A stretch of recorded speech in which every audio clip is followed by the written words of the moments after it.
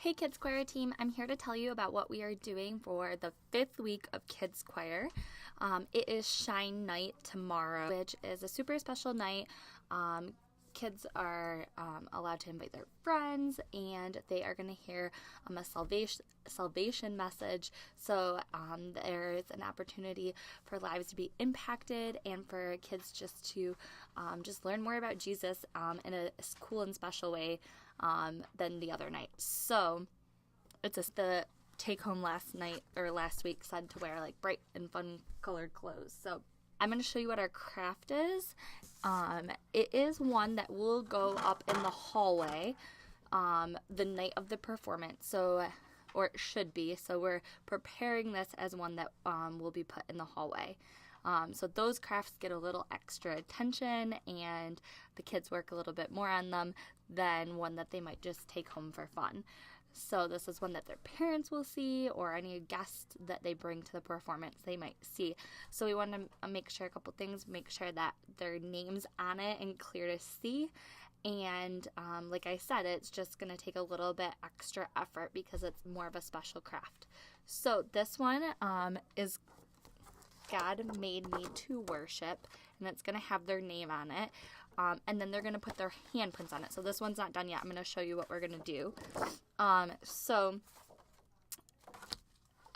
first page that your kids are going to get is this blank page. Now, this is going to be a little, like I said, a little more of an intense craft, but everyone stay calm. When you work with kids, we get a little messy, but we also have fun, and we introduce them to different experiences that they might not always get at home. They might not always get to play with paint at home, so we're going to do that tonight. We're going to use some paint, and I don't want anyone to panic. I have a suggestion as to how this could go in your classroom to make it as easy as possible and as least chaotic as possible. So when your class is doing craft, I suggest that we have one station where the paint is. So it's not like every table is going to have paint and you're going to have 10 kids at your table all trying to stick their hands in paint, because that just seems crazy. If you're able to make that work in your classroom, awesome. But my suggestion is to have one station that has paint. It's a slower process, and it's a more tedious process, but it is less chaotic, and we can go slow. We don't have to worry about it. So there's no rush. This one, even if your class didn't finish today or tomorrow night, it's totally fine because they're not taking it home. Technically, we could finish it a different day if we needed to, because I'm going to hold on to them. Okay, so if you have one station in your classroom, kindergarten, you have a sink, an extra sink that is right next to the door. So I recommend you guys doing your paint spot there, where they could directly put their hands in the sink after, and someone can help them wash their hands. 4-year-olds, you have 2 bathrooms that you can access, and when you're doing craft, the first grader shouldn't be, so if you wanted to use the other bathroom, you can use that. So I suggest you using one table that is by one of the bathrooms for your paint station. And first grade, same thing. I would just use a table. You can even move one of your tables closer to the bathroom if you would like that leaders are stationed at. And young 5s, you have a table that's very close to your bathroom. Again, I would create that space close to the sink so that they could go directly to the sink when they're done.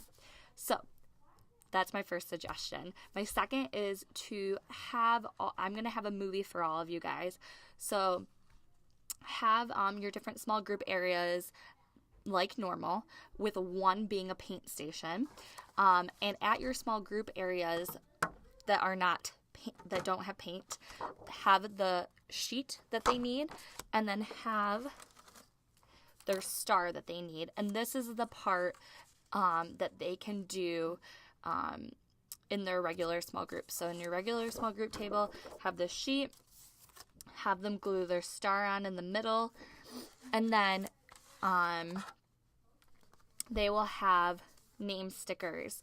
So depending on how you want to do this, if you want this at the paint station or if you want this at small group tables, their name is already pre-printed for you. So they should be able to easily put a sticker on.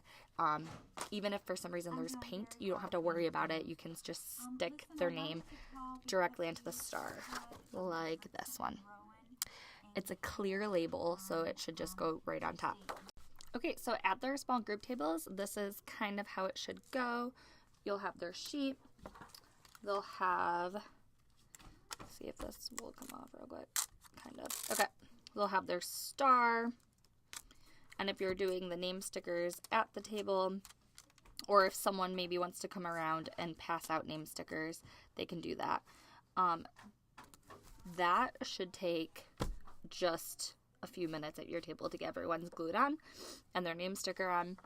And then if you have a movie going at the same time, that should kind of keep everyone at the table and maybe set the expectation that we're going to be watching a movie, and that once you're done with yours